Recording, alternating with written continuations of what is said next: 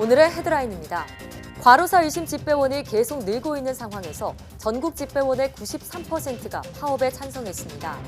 전국 우정노조는 집배원 증원과 완전한 주 52시간제 도입이 되지 않으면 다음 달 9일 총파업에 나서겠다고 밝혔습니다. 지난달 제가동 승인 후 수동 정지한 한빛 1호 사건. 갑작스러운 열출력 상승과 뒤늦은 수동 정지 조치 등 여러 의혹이 있었는데 중간 조사 결과 결국 안전 불감증이 부른 인재였다는 사실이 드러났습니다. 자세한 이야기 취재기자와 나눠보겠습니다. 우리나라 관측 역사상 처음으로 국내 연구진이 지구와 충돌할 가능성이 있는 소행성을 발견했습니다. 다행히 이 소행성이 실제 지구와 충돌할 확률은 28억 분의 1로 우려할 만한 수준은 아닙니다. 폐렴은 감기와 증상이 비슷하지만 면역력이 약한 노인이나 소아에게는 치명적이어서 최대한 빨리 항생제로 치료해야 합니다. 오늘 내문 보고서에서는 국내 사망 원인 4위지만 그 위험성은 잘 알려지지 않은 폐렴에 대해 알아봅니다.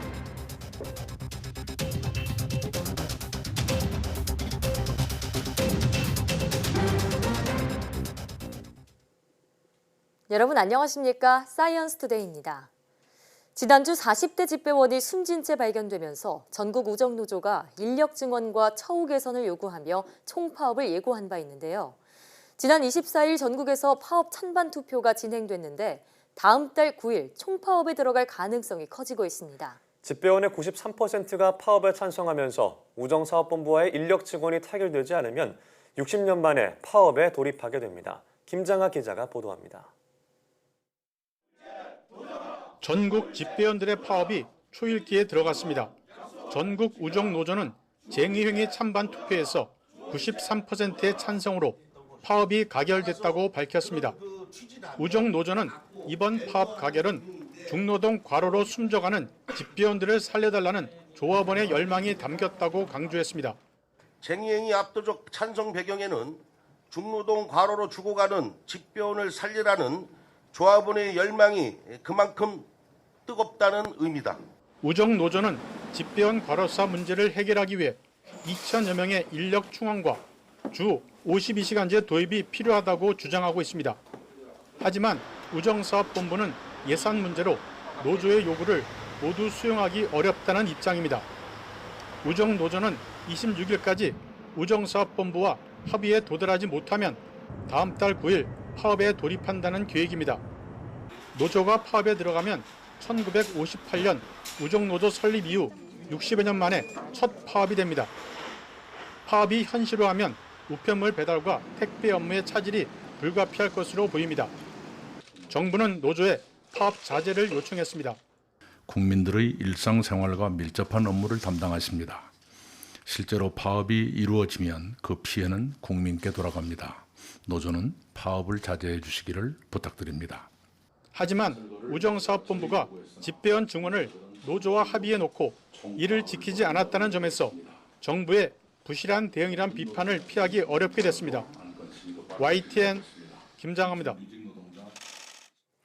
중국이 베이더우라는 이름의 자체 위성 확인 시스템 GPS 구축을 추진 중인 가운데 이에 필요한 인공위성 한 기를 또 성공적으로 쏘아 올렸다고 관영 CCTV가 보도했습니다. CCTV는 중국 시각으로 25일 새벽 2시 9분 서부 쓰촨성 시창 위성 발사센터에서 상정 3호 로켓을 이용해 베이더우 항법용 위성 한 기를 지구 궤도에 안착시켰다고 전했습니다. 중국 관영신화통신은 중국이 올 한 해만 10기의 위성을 발사해 내년까지 전 세계 베이더우 시스템 구축을 완료할 계획이라고 전망했습니다. 신화통신은 또 중국이 주도하는 1대1로 참여 국가들에 대한 베이더우 서비스의 질을 높이기 위해 기술 교류와 요원 훈련, 그리고 해외 베이더우 센터 설립 등을 진행 중이라고 설명했습니다. 프랑스의 한 동물보호단체가 배에 구멍이 뚫린 채 사육되는 젖소들의 영상을 공개했습니다. 화면으로 준비했습니다. 함께 보시죠. 프랑스 북서부 지역의 소르치 실험 농장입니다. 그런데 젖소의 왼쪽 몸통에 하나같이 커다란 구멍이 뚫려 있습니다. 직원들은 이 구멍을 통해 뭔가를 밀어넣기도 하고 팔목까지 손을 집어넣어 뭔가를 꺼내기도 하는데요. 구멍 주변은 각종 이물질이 묻어있어 위생과는 거리가 멀어 보입니다. 이 화면은 프랑스 동물보호단체인 L214가 프랑스의 최대 동물사료 업체가 운영하는 실험 농장에서 지난 2월에서 5월 사이에 촬영한 겁니다. 이 단체는 사료업체 측이 우유 생산량을 극대화하기 위해 배에 구멍을 내고 젖소가 소화 중인 사료를 확인하며 실험을 하는 것이라고 설명했습니다. 커다란 구멍은 소의 가장 큰 위장과 바로 연결돼 있었는데요. 사료업체는 동물 항생제를 덜 사용하고 메탄가스도 줄이기 위한 목적이었고 관행적인 실험이라고 해명했습니다. 하지만 전 세계에서 동물 학대에 대한 비난 여론이 끊이지 않으면서 동물보호단체는 이 사료업체를 검찰에 고발했습니다. 전문가들은 그러나 역설적으로 배에 구멍이 뚫린 소들이 일반 소보다 더 오래 산다고 말했습니다. 2052년이면 태양광과 풍력 등 재생에너지 발전의 비중이 전 세계적으로 62%에 이를 것이란 전망이 나왔습니다. 에너지 조사업체인 블룸버그 뉴 에너지 파이낸스는 최근 보고서에서 재생에너지 발전 비용이 내려가면서 30년 뒤에는 전 세계 발전의 절반 이상을 차지할 것이라고 내다봤습니다. 현재 재생에너지 발전 비용은 전 세계 3분의 2 이상 지역에서 가장 저렴하며 2050년까지 태양광 발전 건설 비용은 평균 63%, 육상풍력 비용은 50% 더 떨어질 것으로 보고서는 분석했습니다. 또 전력 수요가 증가하면서 발전 설비 확대에 투자가 필요할 것이고 그에 따라 전체 투자액의 77%는 재생에너지에 투자될 것으로 보고서는 전망했습니다. 우리나라 업체들이 처음 수출한 원전인 아랍에미리트 바라카 원전의 정비 계약을 수주했습니다. 하지만 애초 최장 15년까지 예상했던 계약 기간이 3분의 1 토막나면서 반쪽 성공이라는 아쉬움을 남겼습니다. 보도에 최하영 기자입니다. 아랍에미리트 수도 아부다비에서 서쪽으로 270km 떨어진 곳에 있는 바라카 원전. 우리나라가 처음 수출한 원전으로 1호기는 연료장전을 앞두고 있고 2, 3, 4호기는 현재 건설 중입니다. 한국수력원자력과 한전 KPS, 두산중공업이 이 바라카 원전에 대한 5년짜리 정비 계약을 따냈습니다. 우리나라는 바라카 원전의 건설뿐만 아니라 운영, 설계, 연료 정비 등 원전 운영의 전 과정에 걸치는 협력을 완성하게 된 것입니다. 하지만 분명 아쉬운 점도 있습니다. 바라카 원전은 한국형 원전인 만큼 한수원이 최장 15년, 3조 원 규모의 정비 계약을 모두 따낼 것으로 기대를 모았지만 이번 계약은 5년에 그쳤고 미국이나 영국 등 경쟁 업체도 일부 사업에 참여할 것으로 알려졌습니다. 여기에 계약 방식도 정비 사업을 모두 맡기는 게 아니라 원전 운영사인 나와가 사업의 주도권을 잡고 정비 사업자에게 서비스를 받는 식입니다. 나와는 안전과 품질 보장을 위해 여러 업체에 나눠 수주했다고 밝혔지만 우리나라 탈원전 정책이 영향을 미쳤다는 분석도 일각에선 제기됩니다. 이를 일괄 수주 방식에서 일감 나눠주기 방식으로 바뀌었다고 봐야 되고요. 탈원전하고 나면은 나중에 뭐 부품 공급이라든지 여러 가지 서비스 공급이라든지 이런 것들에 대해서 불확실한 요소들이 계속 생기는 거죠. 또 한편에선 탈원전과 관계없이 나와가 바라카 원전에 대한 우리나라의 입지가 커지는 것을 경계했다는 해석도 나오는 가운데 이번 수주는 일단 반쪽 성공이란 평가가 우세합니다. YTN 최하영입니다.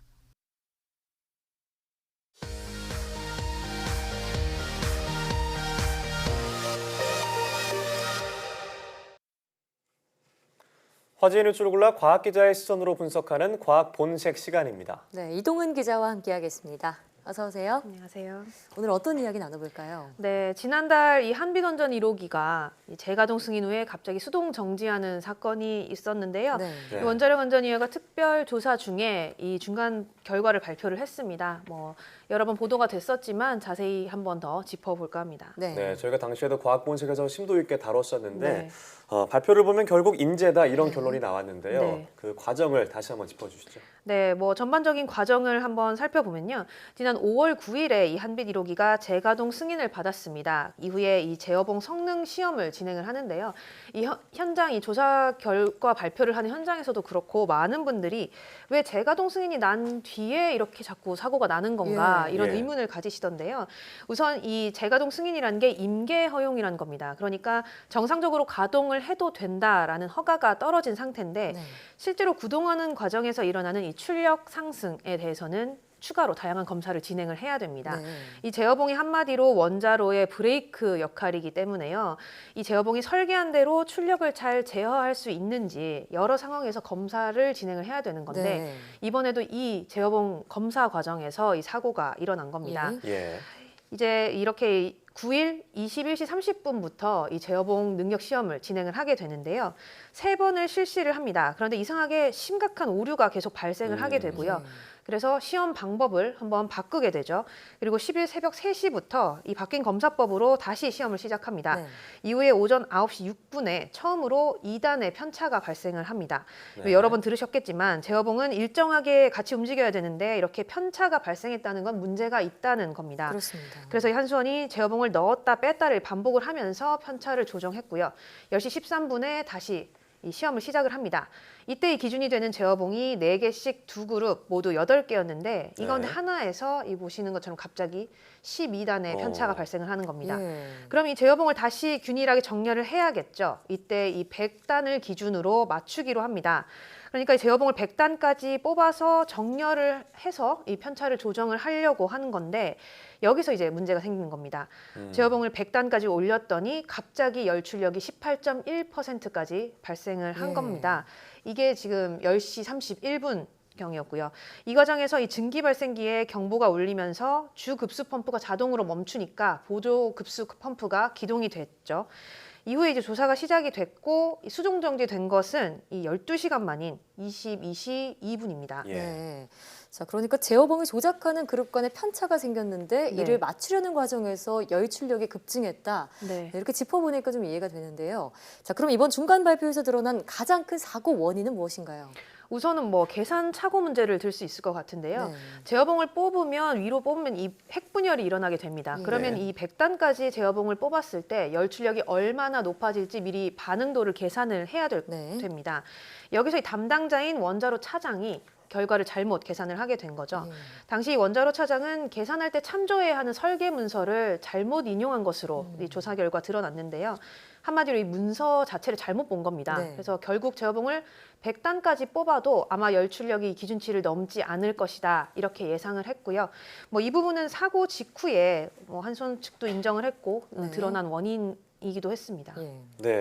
뭐 그것도 있지만 사실 더 심각한 문제는 자격이 없는 사람이 원자로를 운전했다는 건데요. 자, 그동안은 의혹이었지만 이번에 사실로 드러났다고요. 네, 맞습니다. 뭐 특별사법경찰이 투입돼서 집중적으로 조사한 것도 이런 부분인데 이 원자로는 조종 면허가 있는 사람이 운전하는 것이 원칙입니다. 만일 면허가 없는 사람이 운전할 경우에는 반드시 면허가 있는 사람의 지시와 감독을 아주 가까운 거리에서 받아야 됩니다. 근데 한빛 1호기에는 처음 2단의 편차가 발생했을 때 벌써 이 자격이 없는 정비원이 투입이 됐습니다. 이 정비원은 제어봉을 뽑았다 넣는 걸 반복하는 과정에서 일부 운전을 직접 하게 됐죠. 거기다가 이 제어봉을 100단까지 올리는 이 문제가 된 과정에서도 계산 착오에 이어서 이 일부 조종을 운전원이 아니라 정비원이 한 것으로 이번 조사 결과 확인이 됐습니다. 명백히 이 원자력 안전법을 위반을 한 겁니다. 자, 감독자의 지시 감독 없이 무면허자인 정비원이 제어봉을 운전했다. 사실 이거 정말 심각한 문제가 아닐까 싶은데요. 네, 그렇습니다. 게다가 이 열출력 계산을 잘못했던 원자로 차장의 경우는 실제 이 한빛 1호기를 기동 운전해본 경험이 없습니다. 그래서 이 제어봉 시험 과정에서 오류가 발생했을 때 앞서 이 시험 방법을 바꿨다고 말씀을 드렸는데요. 이 제어봉 성능을 시험하는 방법이 2가지가 있습니다. 뭐 어떤 것이든 사실 선택해서 쓰면 되는 거고요. 현재는 이 시간이 좀 적게 걸리고 정확도가 높은 방법을 골라서 우선적으로 쓰고 있습니다. 그런데 이번 시험 과정에서 이 계속 써오던 방법에 계속 오류가 생기는 겁니다. 뭐 원인은 아직은 조사 중에 있고요. 밝혀지지 않았군요. 그래서 이 방법을 한번 바꾸게 되죠. 이게 바로 14년 만에 바뀌었다던 방법이고요. 이 14년 만에 아주 과거에 쓰던 방법을 다시 쓰게 된 겁니다. 그런데 이 원자로 차장은 이 방법에 대해서는 이 다시 쓰게 된 방법에 대해서는 교육을 받은 적이 없었다고 합니다. 네. 심지어 이 한수원 내부에는 이 성능법에 대한 성능 시험법에 대한 교육 매뉴얼 자체가 마련되지 않은 상태였습니다. 예. 뭐 기본적으로는 이 원자로 차장의 경우는 두 가지 방법을 다 숙지하고 있어야 하는 상황이었고요. 하지만 이 훈련이 전혀 안 돼 있었다 이렇게 봐야겠죠. 네. 네, 참 원자로를 운전하는 사람이 시험 성능 방법을 몰랐다는 건 상식적으로 좀 이해가 안 되는데요. 네. 자, 그럼 이렇게 열출력이 18%까지 올라갔다고 하는데 왜 바로 정지하지 않은 건가요? 네, 뭐 이 부분도 역시 조사 결과에 이 문제가 있었던 것으로 확인이 됐습니다. 예. 이 원자로 안전법에는 열출력 5%가 넘으면 원자로를 즉시 수동 정지하게 돼 있습니다. 예. 네. 당시 한수원 측은 이 부분을 뭐 숙지하지 못했다 이렇게 얘기를 했고요. 실제로 이 증기 발생을 기준으로 봤을 때는 열출력이 5%를 넘지 않았다고 주장을 했었습니다. 예. 그런데 이번 조사 과정에서 이 증기 발생을 기준으로 한 이 계측을 초 단위로 다시 살펴봤더니 이 부분에서도 역시 열출력이 5%를 넘었던 것으로 확인이 됐습니다. 역시 넘었군요. 네, 그렇죠. 그런데도 이 수동 정지를 안 한 거니까 네. 명백히 또 이 부분에서도 원자력 안전법 위반이 되는 겁니다. 네. 자, 이런 이유로 인재라는 얘기까지 나오고 네. 있는데 결국은 안전 불감증이구나라는 생각도 듭니다. 네, 뭐 이 밖에도 사실 이번 사고 조사에서 안전 불감증의 징후가 여러 곳에서 드러났습니다. 네.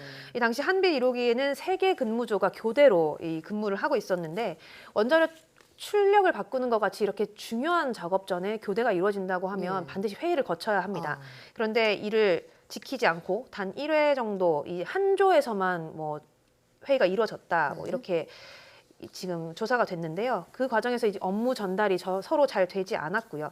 또 이 새벽 시간을 포함해서 이 새벽이 좀 취약한 시간대잖아요. 예. 이런 시간을 포함해서 장시간 연속 작업을 했다는 것도 사실상 좀 문제점으로 집중력이 지적이 떨어질 수 네, 있으니까요. 되고 있습니다. 네, 어쨌든 뭐 한두 군데도 아니고 여러 군데에서 지금 법을 어기고 규정을 어긴 정황이 드러나는데 네. 다행히 그 원전 자체에는 뭐 심각한 문제는 없다고요. 네, 뭐 현재까지 조사 결과로는 내부 해결료가 손상된 징후는 없다 이렇게 나와 있습니다.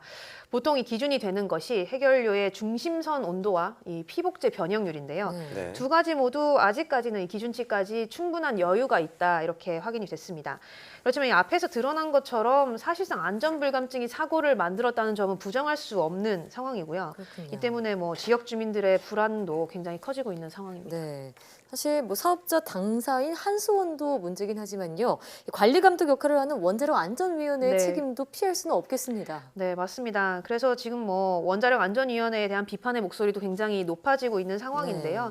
실제로 이 원안위는 사고가 일어난 10일 오전에 한수원으로부터 상황 보고를 받았지만 이 오후가 돼서야 열출력이 올라갔다는 사실을 확인을 한 것으로 나타났습니다. 네.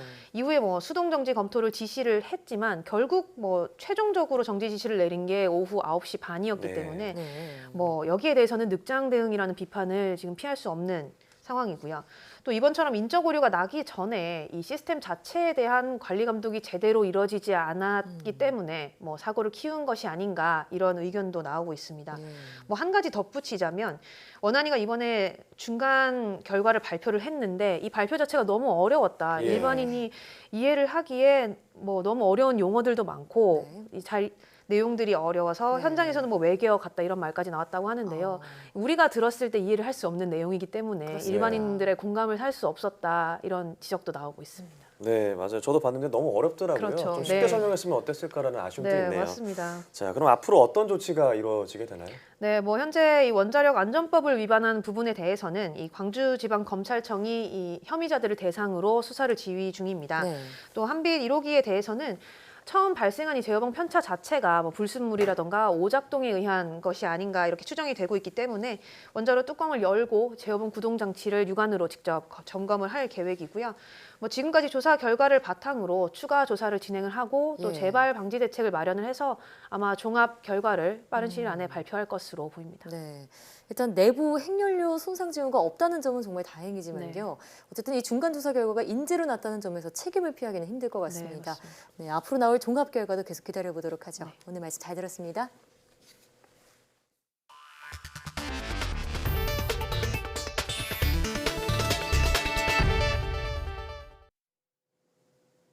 국내 연구팀이 지구와 충돌할 가능성이 있는 소행성을 발견했습니다. 이 소행성이 실제 지구와 충돌할 확률이 크진 않지만 우리나라 관측 역사상 지구를 위협하는 소행성을 찾은 건 이번이 처음입니다. 이혜리 기자의 보도입니다.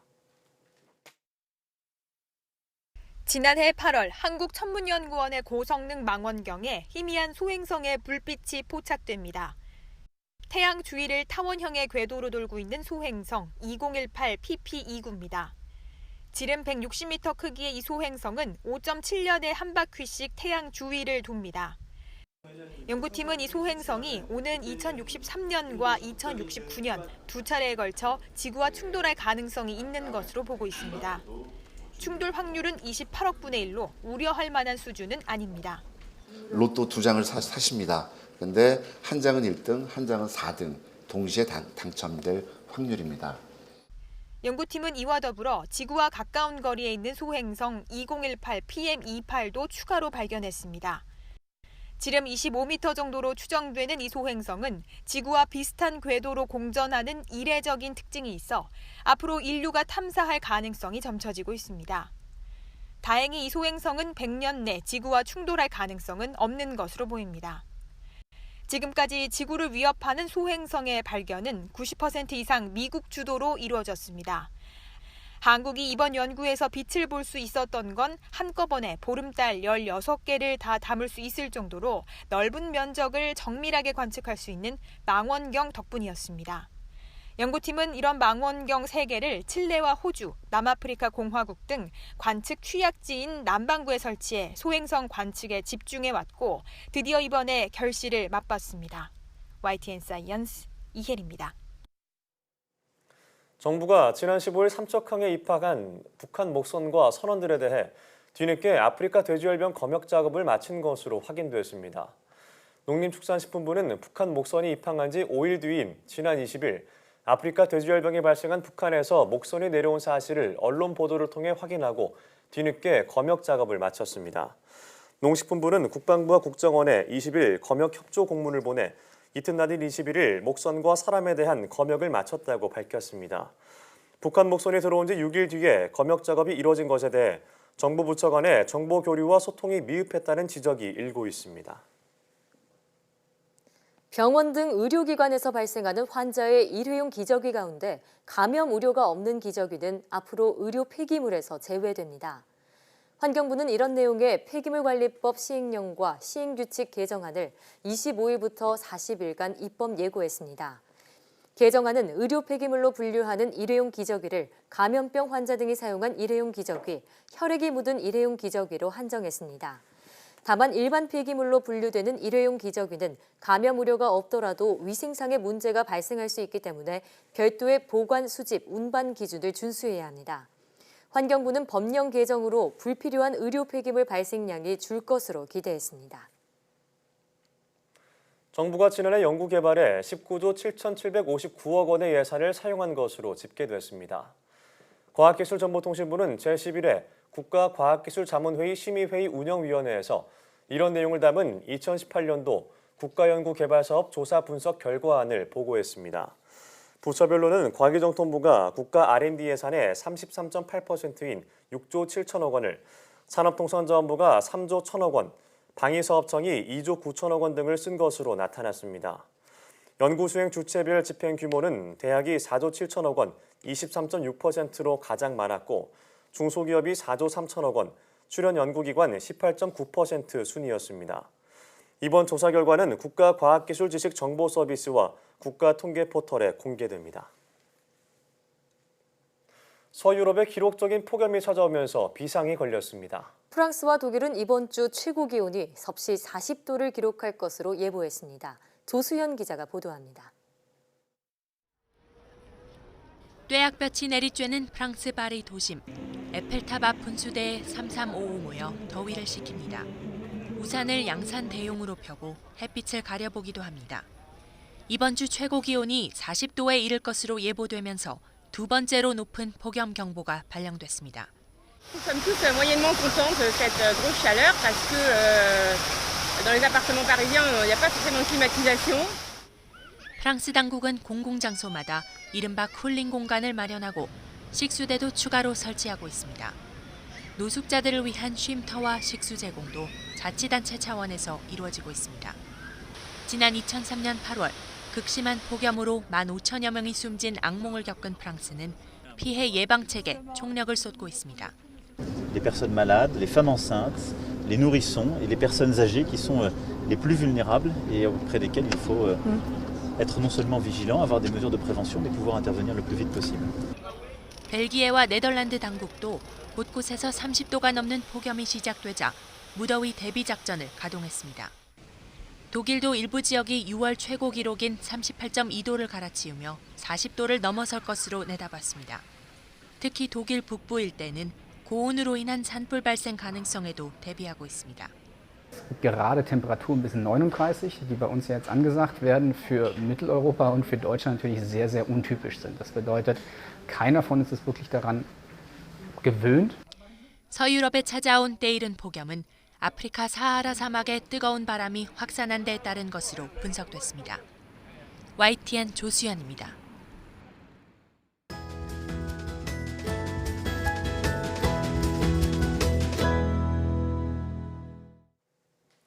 통계청에서 발표한 2017년 사망 원인 통계에 따르면 폐렴은 암과 심장질환, 뇌혈관 질환에 이어 사망 원인 4위를 차지했는데요. 네, 치명적인 감염병이지만 그 위험성은 쉽게 간과되는 편입니다. 그래서 오늘 내 몸 보고서에서는 폐렴의 위험성과 예방법에 대해 알아보겠습니다. 한양대학교 병원 호흡기 알레르기내과 박동원 교수와 함께합니다. 어서 오세요. 네, 반갑습니다. 네, 오늘 폐렴에 대해 알아볼 텐데요. 네. 폐렴 뜻을 풀어보니까 네. 폐염증이라고 하더라고요. 네, 맞습니다. 폐염증이 생기는 정확한 원인이 무엇인가요? 폐렴은 세균이나 화학물질, 환경물질, 면역질환 등의 다양한 원인에 의해 폐염증이 발생하는 것을 통칭합니다. 하지만 우리가 일반적으로 말하는 폐렴은 세균이나 바이러스 등으로 인한 감염으로 발생하는 폐염증을 말합니다. 네, 자 이렇게 바이러스- 폐염증, 네. 바이러스에 감염되면 건강한 면역력을 가진 젊은 성인의 경우는 가볍게 감기처럼 앓고 지나갈 수도 있어요. 하지만 예. 당뇨나 신장 질환을 앓고 있는 환자나 면역력이 낮은 고령 어르신의 경우에는 이러한 감염이 생기면 잘 극복하지 못하고 폐렴에 걸리게 됩니다. 고령일수록 걸리는 비율이 높아지는 거군요. 네, 맞습니다. 자, 그럼 폐렴에 걸리면 어떤 증상이 나타나는 건가요? 예, 일반적으로 우리가 폐렴에 걸리면 전신적으로 열도 나고 오한이 생깁니다. 또한 폐 증상으로 기침이나 가래, 흉통 등의 증상이 발생할 수 있습니다. 사실 이것은 감기로 오인되기 쉬운데요. 그러한 이유는 이러한 초기 증상이 매우 유사하기 때문인데요. 감기는 콧물도 나고 목도 따끔거리고 흔히 말하는 인후두염이 발생하고 보통 5에서 7일 이내에 증상이 완화됩니다. 하지만 폐렴의 경우는 적절한 항생제를 사용하지 않으면 증상이 더 심해지게 되는데요. 고열이 지속하고 기침이 심해지고 가래색이 짙어지고 노랗게 변합니다. 이렇게 되면 폐렴을 강하게 의심하게 됩니다. 보통 젊은 사람들은 바로바로 이래 본인 증상을 호소하지만은 노인들의 경우는 증상이 좀 미약하게 나타날 수 있고요. 주로 입맛이 없다거나 기운이 없다고 표현하시는 경우도 있고요. 약간 기침만 한다고 오시기도 해요. 열이 나고 예. 오한도 느껴지니까 기침할 힘도 이제 떨어지는 것이죠. 예. 자, 그런데 이 폐렴 날이 추운 겨울에 자주 일어난다고 알고 네, 있는데 맞습니다. 사실 그렇지 않다고 하더라고요. 한여름에도 폐렴이 예. 발생할 수 있다라고 하는데 그게 네. 사실인가요? 예, 사실입니다. 예. 그러니까 폐렴은 환자의 면역력이 낮아서 발생하기도 하지만 기본적으로 바이러스나 세균 등의 감염성 질환입니다. 예. 그래서 겨울철에는 폐렴이 많이 발생하는 이유는 사람들이 많이 모여 있게 되고 추우니까 그리고 찬 온도가 바이러스가 생존하기 좋거든요. 그래서 겨울에 폐렴이 많은 편입니다. 예. 겨울에 폐렴이 많지만 그래도 여름철에도 폐렴은 발생할 수 있는데요. 예. 그것은 에어컨이나 실내의 온도차가 이제 커지니까 감염이 취약해지고요. 실내 생활이 또 늘어나다 보니까 또 모이게 되죠. 그래서 세균에 많은 이들이 또 노출될 우려가 있기 때문입니다. 에어컨 필터나 실내 공기 관리도 철저히 해야겠다는 예, 생각이 맞습니다. 드네요. 자, 근데 65세 이상 노인이 폐렴에 걸리면 사망 원인이 70배 이상 늘어난다고 네. 들었는데, 자, 그럼 이처럼 폐렴이 고령층에게 치명적인 이유가 어디 있을까요? 네, 건강보험 심사평가원에 따르면 65세 이상 노인 폐렴 입원 현황을 보면요.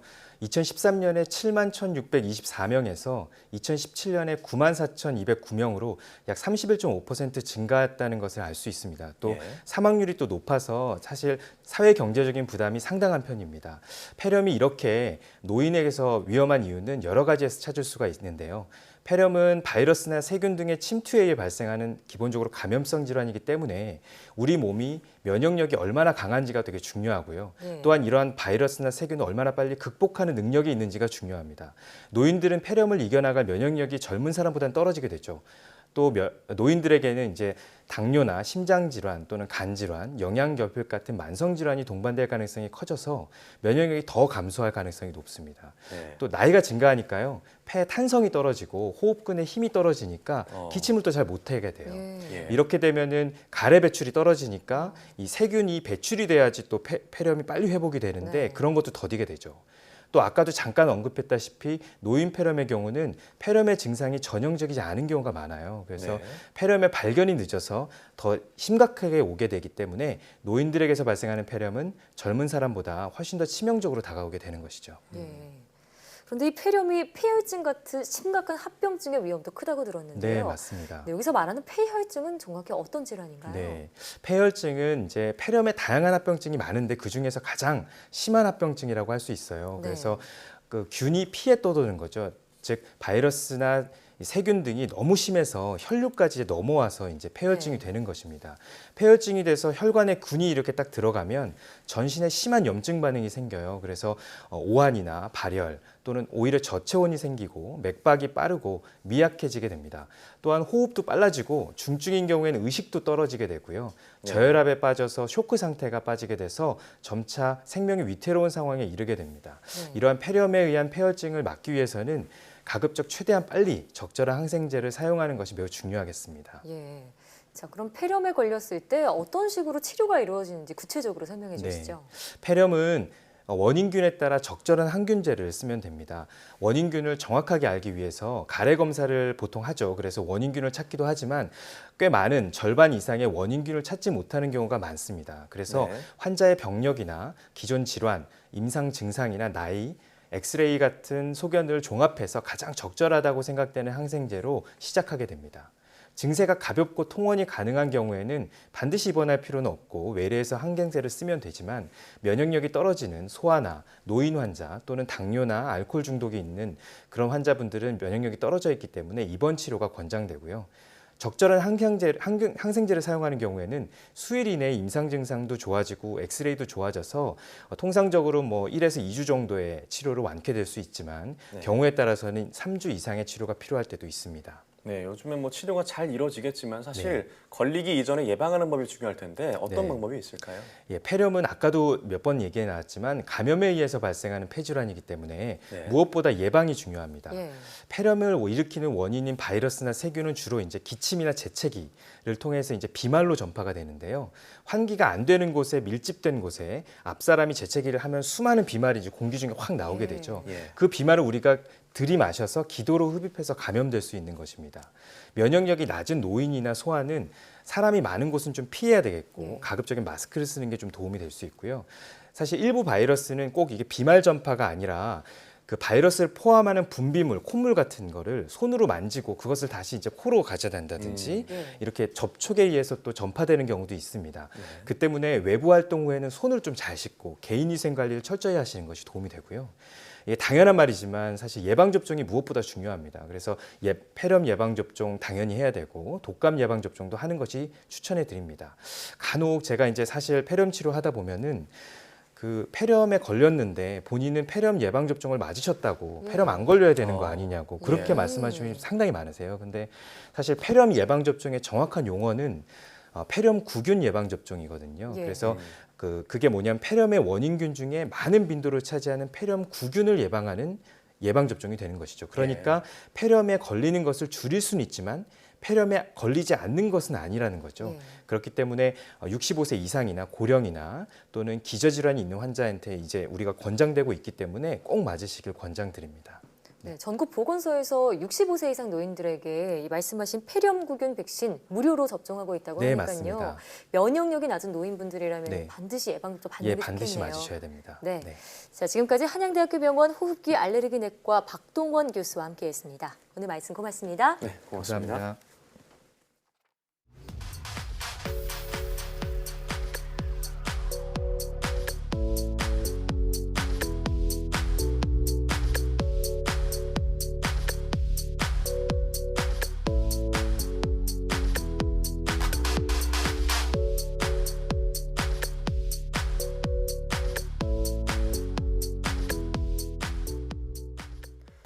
의식하고 있지 않아도 우리는 항상 호흡을 합니다.